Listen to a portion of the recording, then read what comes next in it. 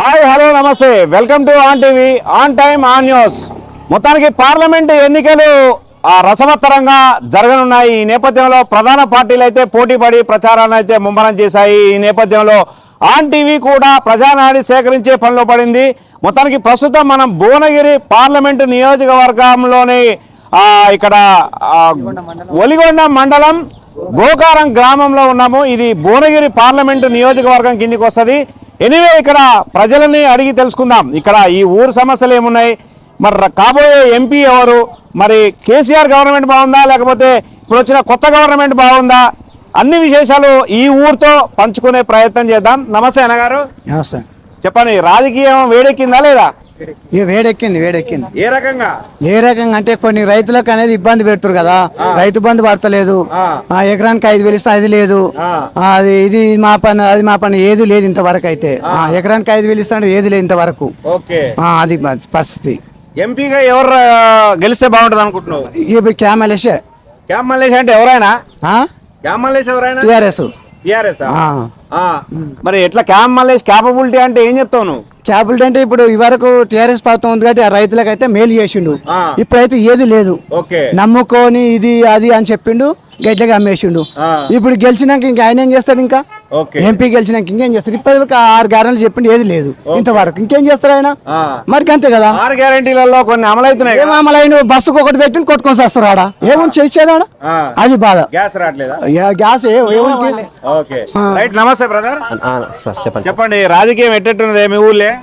మా ఊర్లో అయితే క్యామలేష్ పేరే వస్తుంది. ఒక బడుగు బలహీన వర్గాలకు సంబంధించిన వ్యక్తి, ఒక సామాన్య కార్యకర్త నుంచి ఒక దశగా ఎదిగిన వ్యక్తి, ఆయనకే మొగ్గు చెప్తున్నాం మేమైతే. క్యాబుల్ అంటే ఆయన మామూలుగా ఒక సాధారణ వ్యక్తి, అంటే ఒక రాజకీయంగా అంచలంచలు ఎదుగుతూ వచ్చిండు. ఒక ఏదో బినామీ లెక్క కాదు. కాంగ్రెస్ అంటే ఇప్పుడు ఏదో రేవంత్ రెడ్డి శిష్యుడు వచ్చిండు అట్ట కాదు. క్యామలేష్ అని అంటే బడుగు బలహీన వర్గాల బీసీ ముద్దు బిడ్డ, మీకు గెలిపించుకుంటాం బొలేరు గడ్డ మీద. అంతేనా? రైట్. నమస్తే బ్రదర్. నమస్తే. ఎట్లెట్లుంది రాజకీయం? రాజకీయం బాగానే ఉందన్న ఇక్కడ. అంటే ఎవరు వచ్చేటట్టు ఉన్నది ఎంపీగా అంటే అంతా పోటీ బాగానే ఉంది. కాంగ్రెస్ రావచ్చు, పోటీ జరిగే అవకాశం ఉంది. టిఆర్ఎస్ కాంగ్రెస్ రెండుటి మధ్యలో పోటీ ఉంది. ఎవరు గెలిచే అవకాశాలు ఉన్నాయి? గెలిచే అవకాశాలు అంటే టిఆర్ఎస్ అనుకుంటున్నాం మేము. అంతే. బిఆర్ఎస్ నుంచి ఎవరు నిలబడతారు? ఎరికేనా? టిఆర్ఎస్ బిఆర్ఎస్ క్యామలేష్ గురించి ఎరికేనా? ఎరికే. రైట్. నమస్తే బ్రదర్. నమస్తే. ఏ సంగతి, రాజకీయం వేడెక్కుతుందా చల్లబడుతుందా? వేడైతే ఏమనిపిస్తలేదు, మామూలుగా అనిపిస్తుంది. సూర్యుడు అయితే వేడి ఒక సూర్యుడే వేడు కానీ ఇక్కడ ఉన్న పబ్లిక్ లే వేడి చేస్తారు తప్ప వాస్తవానికి ఇప్పుడు ఉన్న ప్రభుత్వం అయితే ఏమి చేస్తలేదు. ఇప్పుడు మా బాధ ఏంటంటే, గతంలో మేము ఒకసారి బుర్ర నరసింహ గౌడ్ ఛాయిస్ ఇచ్చినాం. ఆయన మా ఎమ్మెల్యే ఒక బీఆర్ఎస్ పార్టీగా తిరిగిండు కనుక మాకు తెలుసు ఆయన. రెండోది, ఆయన చేసింది ఏం లేదు. ఇప్పుడు కొత్త క్యాండిడేట్ వచ్చాడు క్యామలేష్ అంటే, వాస్తవానికి ఆయన ఒక కింది స్థాయి నుంచి వచ్చిన వ్యక్తి, అనగారి వర్గాల నుంచి వచ్చిన వ్యక్తి. ఆయన ప్రతి ఒక్క నాలెడ్జ్ ఒక పంచాయతీలు కానీ మేము చాలా విషయం, మా గోకారం కూడా ఇదివరకు పంచాయతీలోకి వచ్చిండు, చేసిండు. ఆయన నాకేంటంటే, ఆయన మామూలు ఒక మిడిల్ స్థాయి వ్యక్తి, ఒక పెద్ద స్థాయికి ఎదగొచ్చు కానీ ఆయన మిడిల్ స్థాయి మనుషులను కలుసుకొని ఒక పంచాయతీ చేసే ఒక తత్వం ఆయన దగ్గర ఉంది. ఆ తత్వంతో మేము ఖచ్చితంగా, ఎందుకంటే ఆయన కొత్త క్యాండిడేట్ కనుక మాకు కేసీఆర్ అనేది ఒక భాగం, తెలంగాణ కాంగ్రెస్ పార్టీలో ఒక భాగం. వ్యక్తిగతంగా ఈయనకి ఏం తెలియదు. ఒక వ్యక్తిగతంగా గుణంలో అయినా ఏ విధంగానైనా ఒక వ్యక్తిగా గొప్ప వ్యక్తి. ఖచ్చితంగా కొత్త వ్యక్తి కనుక మేము ఖచ్చితంగా సపోర్ట్ చేసే విధానంలో మేము పనిచేస్తాం. అంటే గతంలో బూర నర్సయ్య పనిచేశారు ఇక్కడ, కాంగ్రెస్ పార్టీ నుంచి రాజగోపాల్ రెడ్డి కూడా ఎంపీగా గెలిచారు. వాళ్ళు ఏం పనులు చేయలేదంట. రాజగోపాల్ రెడ్డి ఎంపీగా గెలిచి ప్రస్తుతం మొన్నటిదా కోమరెడ్డి వెంకటరెడ్డి ఉన్నా కూడా మాకు ఇంతవరకు కూడా మా ఊరికి వచ్చి పని ఒక శంకుస్థాపన కొట్టిన మూమెంట్ ఏడగుండేది. ఒక దాదాపుగా ఇంకొకటి ఏడున్న మాజీ ఎమ్మెల్యే పైలశేఖర్ రెడ్డి చేసిన పని లేదప్ప ఇంతవరకు కూడా ఇంకే పని చేయలేదు. ఇప్పుడు నిర్ణయాల వచ్చిన ఎమ్మెల్యేలు కూడా ఆయన బడ్జెట్ ద్వారానే ఆయన చూపించుకొని పాపం ఏదో ఈయన పెట్టిన బడ్జెట్ ఇప్పుడు ఇంకా బడ్జెట్ పాస్ కాలేదు. ఇప్పుడు ఈ మా మేము వచ్చిన బడ్జెట్ అని చెప్పేసి పబ్లిక్ పిచ్చోలని చేస్తున్నారు. ఇది కాంగ్రెస్ ప్రభుత్వం. కానీ మా ఆలోచన ఏంటంటే, ఇప్పటిదాకా ఒకసారి కాంగ్రెస్ కి ఇచ్చారు ప్రజలు, ఇప్పుడు దానికి తగ్గగా ఖచ్చితంగా మళ్ళీ మాకు కొన్ని అమలు ఇప్పుడు ఉన్నాయి కానీ అమలు కావాలి కదా. వాడు పెట్టే 6 గ్యారెంటీలను అమలు కావాలంటే బీఆర్ఎస్ పార్టీని ఖచ్చితంగా మేము రైట్. నమస్తే బ్రదర్, నమస్తే అండి. ఏం పేరు మీ పేరు? నా పేరు చెప్ప వెంకటేష్ ముదిరాజ్ అండి. ఓకే, ముదిరాజ్ గారు చెప్పండి, మీ ఊరి సమస్యలు ఏమున్నాయి, ఎట్లెట్లా ఉన్నది, రాజకీయం వేడెక్కుతుందా, చల్లబడుతుందా, ఎంపీగా ఎవరు రావాలనుకుంటున్నారు, అసలు ఎంపీ ఎలక్షన్స్ అంటే మీ ఊరు ప్రజలకు తెలుసా, నీకు తెలుసా, ఏంది పరిస్థితి? ఎంపీ ఎలక్షన్లు అంటే మనకు ఆల్రెడీ ఇదివరకు మన టీఆర్ఎస్ తరఫున పార్టిసిపేట్ చేసిన బూరన్ను నర్సయ్య గౌడ్ గారిని మేము ఈ జన సమీకరణలో అందరికి భాగంగా ఆయనని పరిచయం చేసాం ఎంపీ లాగా గతంలో. తదుపరి ఆయన అన్ని కారణాల వల్ల ఆయన వేరే పార్టీకి వెళ్ళిపోయాడు. కానీ క్యామ మల్లేష్ గారు అనే యాదవ్ గారు డైరెక్ట్ క్యామ్ మల్లేష్ అంటున్నావు ఏందా? నేను క్యామ్ మల్లేష్ గురించి ఏం అడగలేదు. ఇక్కడ ముగ్గురు చాంబల కిరణ్ కుమార్ గారు, ఈ కాంగ్రెస్ అభ్యర్థి బుర్ర నర్సయ్య గౌడ్, క్యామ మల్లేష్. ఇక్కడ జరిగేది ఏంటంటే ఒక రేవంత్ రెడ్డి అనే వ్యక్తిని నిలబెట్టిందేమో కిరణ్ కుమార్, ఇక్కడ కాంగ్రెస్ అభ్యర్థి. కుమ్మం అనిల్ కుమార్ రెడ్డి ఏమో వద్దన్న వ్యక్తి. వీళ్ళంతా ఏంటంటే స్వార్థ రాజకీయాల గురించి అలాగా నడుస్తుంది. కానీ ఇక్కడ ఉన్న బీజేపీ తరఫున ఉన్న నర్సయ్య గౌడ్ గారైనా, ఇక్కడ ఉన్న క్యామ మల్లేష్ అయినా బీసీ వర్గానికి చెందిన వాళ్ళు. ముఖ్యంగా ఏంటంటే చిన్న స్థాయి నుంచి గర్వపడకుండా అధిక స్థాయిలో అందరిలో కలిసిమెలిసి ఉన్న వ్యక్తి ఎవరంటే క్యామ మల్లేష్ అన్న గారు. బడుగు బలహీన వర్గాల నుంచి ఒక ఆశాజ్యోతి. నేను ఒక చిన్న కార్యకర్త నుంచి ఎలా ఎదగాలనుకుంటున్నానో ఆయన కూడా అలా ఎదుగుతూ ఈ రోజు కేసీఆర్ వారి చొరవతోటో ఏదో సంథింగ్ ఆయనకు టికెట్ వచ్చింది. కాబట్టి జనంలో ఏంటంటే కాంగ్రెస్ పరిపాలనలో ఆల్రెడీ రైతుల శోభ వింటున్నాం. వచ్చి ఒక 100 రోజులు కాలేదు, ఆల్రెడీ వానలు లేవు, కరెంటు పోతుంది.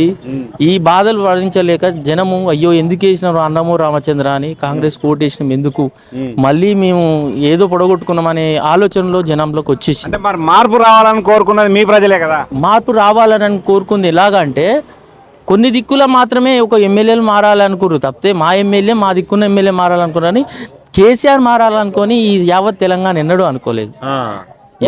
రాంగ పోంగా ఇక్కడ ఎంపీగా ఎవరు గెలుస్తారని ధీమా వ్యక్తం చేస్తున్నారు. మాకు ఈ బీసీ వర్గానికి చెందిన మన క్యామ మల్లేష్ అన్న గారు టీఆర్ఎస్ ఉద్యమ నాయకుడు. అతనికి అందరికి సన్నిహితుడు.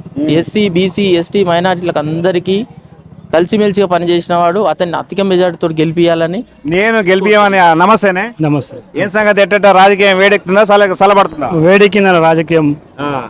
ఎట్లా వేడెక్కిందంటావు? ఇప్పుడు కాంగ్రెస్ గవర్నమెంట్ వచ్చి 4 నెలలు అవుతుంది, ఇంతవరకు ఆ కరెంటు జీరో అంటారు. కానీ అది కూడా అమలు, గ్యాస్ అది కూడా అమలు కాదు. వచ్చిన ఎలక్షన్ కోడ్ల వల్ల అన్ని అమలు కాకుండా అన్నీ ఉన్నాయి. ఇచ్చిన 420 హామీలు ఇచ్చారు కానీ ఏ హామీ ఇంతవరకు అమలు అవుతలేదు. కరెంటు కూడా ఊర్లలో వచ్చి ఇప్పుడు పండుగ జరుగుతుంది కాబట్టి 2-3 గంటలు కరెంటు పోతే రైతులకు నీళ్ళ వల్ల వర్షాలు లేక రైతులు పంటలకు కూడా ఇబ్బంది అయ్యి ఎండిపోవడం జరిగింది. ఇవన్నీ జరుగుతున్నాయి. పోగా కేసీఆర్ పరిపాలన బాగుందా? ఇప్పుడు వచ్చిన కొత్తగా రేవంత్ రెడ్డి పరిపాలన బాగుందా? కేసీఆర్ పరిపాలన 100% బాగుంది. రేవంత్ రెడ్డి పరిపాలన బాగోలేదు. కేసీఆర్ ప్రభుత్వంలో ఏం బాగుంది, రేవంత్ రెడ్డి పరిపాలనలో ఏం బాగాలేదని అంటే ఏం చెప్తావు? కేసీఆర్ గవర్నమెంట్ అన్ని విధాల ప్రజలకు అన్ని ఆన్లైన్ ద్వారా ఇంట్లో కుసబెట్టి అందరికీ అన్ని సౌకర్యాలు చేసింది. కళ్యాణ లక్ష్మి కానీ, పింఛని కానీ, ఇంకా ప్రతి ఒక్కటి స్కీమ్ గవర్నమెంట్ నుంచి ప్రతి ఒక్కరికి ఆన్లైన్ ద్వారా అంది. రేవంత్ రెడ్డి పరిపాలన మాటల తోటాలే ఉన్నాయి తప్ప ఇప్పటికి మాటలు చెప్పారు, పబ్బం కట్టుకోవడం తప్ప ఆయన ఏం చేసింది అయితే ఏం లేదా. ఎంపీగా ఎవరు రావాలనుకుంటున్నారు? ఎంపీగా క్యామ్ మల్లేష్ గారు గెలుస్తారు. క్యామ్ మల్లేష్ క్యాపబిలిటీ అంటే ఏంటి? క్యామ్ మల్లేష్ బడుగు బలిగిన వర్గాలతో వచ్చిన వ్యక్తి కాబట్టి ఆయన అన్ని సామాజిక వర్గాలకు కలిసి అందుబాటులో ఉంటాడు కాబట్టి ఆయన గెలుస్తాడని మా నమ్మకం. ఓకే, అంటే భువనగిరిలో ప్రధానమైనటువంటి సమస్యలు ఏమైనా గుర్తించారా? ఇక్కడ మీ రాజకీయ నాయకులు వస్తే మీరు ఏం అడగాలనుకుంటున్నారు? మాకు ధర్మారెడ్డి కాలువ వస్తుంది, బునాదాని కాలువ, అది ఒక్కటి మా రాజకీయ గెలిచిన ఎవరు గెలిచిన ఎంపీగా గెలిచినా రేపు క్యామలేషన్ గెలిచి మేము దగ్గర నుంచి చేయగలుగుతాం. వేరే ఎవరు గెలిచినా అవన్నీ కాలువ ద్వారా మా చెరువు వాటర్ వచ్చి వేరే ఎంపీ వస్తే గెలవరని మీ నమ్మకం? ఎంపీ అంటే ఆల్రెడీ ఇదివరకు కోమటిరెడ్డి వెంకరెడ్డి గారిని చూసాము, రాజగోపాల్ రెడ్డి గారిని చూసాము. ఏం జరిగిందంటే ఇప్పుడు అప్పుడున్న టీఆర్ఎస్ అభ్యర్థి బుర్ర నర్సయ్య గౌడ్ గారు ఎయిమ్స్ తెచ్చాడు, కేసీఆర్ ఆధ్వర్యంలో ఎయిమ్స్ తెచ్చాడు. ఇప్పుడు ఆయన ఒకటి లేవనెత్తాడు, ఆ సమస్య ఏంది అది ధర్మానం? మాకు ఏంటంటే ఈ వాటర్ అంతా హైదరాబాద్ నుంచి పొల్యూషన్ వాటర్ వస్తుంది అంతా. మాకు ఈ మూసి వాటర్ ని మంచి ఫిల్టరైజేషన్ చేసి మా పొలాలకు పంపిస్తే మేము ఆరోగ్యంగా బాగుంటాం అనేది కోరిక మీద ఇప్పుడు టీఆర్ఎస్ ప్రభుత్వం ఈ వచ్చినాక నుంచి అయినా సరే దాని మీద చాలా అధ్యయనాలు చేసిర్రు. కానీ ఇప్పుడు అన్యాయ కారణాల ప్రభుత్వం లేదు కాబట్టి ఇప్పుడు ఈ క్యామ మల్లేష్ గారిని పార్లమెంట్ పంపిస్తే దాని మీద రైట్ మొత్తానికైతే ఒలిగొండ మండలం ఏంది నమస్తే చెప్పండి. నమస్తే సార్. తిప్లార్ గురించి కూడా ఇప్పుడు మన తిప్లార్ రోడ్ పోతుంది, ఏ ఊరు మీది? గోకారం. తిప్లార్ గురించి కూడా మాకు 60 ఔటర్ రింగ్ రోడ్ కాడ నుంచి 60 కిలోమీటర్ దూరంతరం పోవాలి. మాకు ఈ రైతులను సనా నష్టపోతున్నాం. పొలాలు సంవత్సరానికి 2 పంటలు పండించుకుంటాం, మాకు నష్టపోతున్నాం. మాకు 60 కిలోమీటర్ దూరంతరం పోవాలి తిప్లార్. మాకు ప్రాబ్లం ఉంది, మాకు ప్రాబ్లం ఉందనే నేను హెచ్చరిస్తున్నా. చెప్పండి బ్రదర్. ఇంతకుముందు ఉన్న ఇప్పుడు గతంలో ఎమ్మెల్యే ఎలక్షన్ అప్పుడు ఏం చెప్పారంటే అనిల్ కుమార్ రెడ్డి కూడా మేము ఇది త్రిపులార్ విషయంలో మీకు మీ భూములలో పోకుండా పురంబోకులకి వేసుకుపోతామని ఎమ్మెల్యే పైలేష్ గారి మీద వ్యతిరేకంగా ప్రచారం చేసి గెలిచిండు అన్ని విలేజ్లలో. మరి ఇప్పుడు ఇలా దాంట్లోకి వెళ్ళబోతుంది కదా, అది ప్రాబ్లం. దాని వల్ల గెలిచిండు ఆయన. దళిత బంధు అది మేనేజ్ చేసేసిండు. 6 గ్యారెంటీలు అంటే అందులో ఏం శాంక్షనే కాలే. పార్లమెంట్ ఎన్నికలు వస్తున్న సందర్భంలో ఎవరు ఎంపీగా వస్తే బాగుంటది? మీ ఊరు పేరేంటి, మీ పేరేంటి చెప్తావా? మా విలేజ్ వచ్చేసి మండలము ఒలిగొండ, విలేజ్ గోకారం వస్తుంది. ఓకే. మాకు ఇక్కడ 3 ఎంపీలు భువనగిరి పార్లమెంట్లో 3 అవకాశము వివిధ పార్టీల నుంచి వచ్చారు. క్యామ మల్లేష్ ఒక ఆయన, చామల కిరణ్, పూర నర్సయ్య గౌడ్. ఎవరి మధ్యన పోటీ జరిగే అవకాశం ఉంది? ఏమున్నా ఇక్కడ ఉన్నటువంటి ప్రధానంగా ఏంటంటే కాంగ్రెస్ బీఆర్ఎస్ మీద ఉంటుంది. బీజేపీకి ఏంటంటే ఈ ప్రాంతంలో విలేజ్లలో చాలా తక్కువ ఉంటుంది. ఎటున్న టౌన్లలో కొద్దిగా ఉంటుంది. విలేజ్లో ఏంటంటే అత్యధికంగా కాంగ్రెస్ టీఆర్ఎస్ బీఆర్ఎస్ మీదనే ఎక్కువ క్యాడర్ ఎక్కువ ఉంది. ఒకవేళ బీజేపీ అనేది ఊళ్ళలో 50, 70, 80 ఒక్కొక్క ఊర్లో, ఒక ఊర్లో 100 అంతకన్నా ఎక్కువ ఓట్ బ్యాంకు లేనిపోయిన పరిస్థితి. ఒకవేళ యువత ఏమైనా అవకాశం ఉంటే మోడీ కావాలనుకుంటే కొంత 1% అట్లా వేయడానికి విలేజ్లో యూత్ పిల్లలు ఉంటారు కదా, కొంత వేయడానికి అవకాశం ఉంటుంది. కానీ ముసలోళ్ళు కానీ వ్యవసాయం చేసినటువంటి రైతులు కానీ వాళ్ళు మేజర్గా రైతు బంధు ఇవన్నిటికి సంబంధించి బీఆర్ఎస్కి ఇచ్చిన పరిస్థితి ఉంటుంది. ప్రధానంగా ఇక్కడ పార్టీలను చూస్తారా, వ్యక్తిగతంగా చూస్తారా? ఎంపీ ఎలక్షన్స్లో ప్రధానంగా ఎవరైతే పనిచేస్తారో దాన్నే చూస్తారు. ఇంత గతంలో శేఖర్ రెడ్డి ఒక 10 years పరిపాలన చేసిండు బీఆర్ఎస్ పార్టీ నుంచి. గతంలో అంతకుముందుకు ఎమ్మెల్యేలు కూడా అసలు ఏ రోజు కూడా ఊర్లోకి రాలే. సరే, ఈ ఎంపీగా చేసిన వాళ్ళు ఉన్నారు కదా ఇక్కడ, అసలు ఎప్పుడు ఊరు నడిచేది కూడా చాలా తక్కువ. ఊరికి రావడం అనేది అసలు రేరు, అసలు ఏదన్నా సందర్భం కూడా లేదు.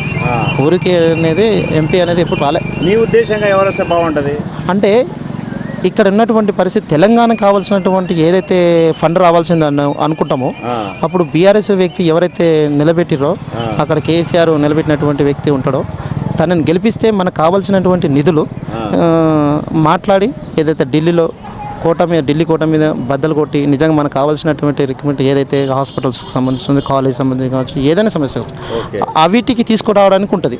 ఒకవేళ బీజేపీ కానీ గెలిస్తే ఇంతకుముందు గతంలో మనకు ఎవరు బీఆర్ఎస్ పార్టీ నుంచి ఎవరు నిలబడ్డారు?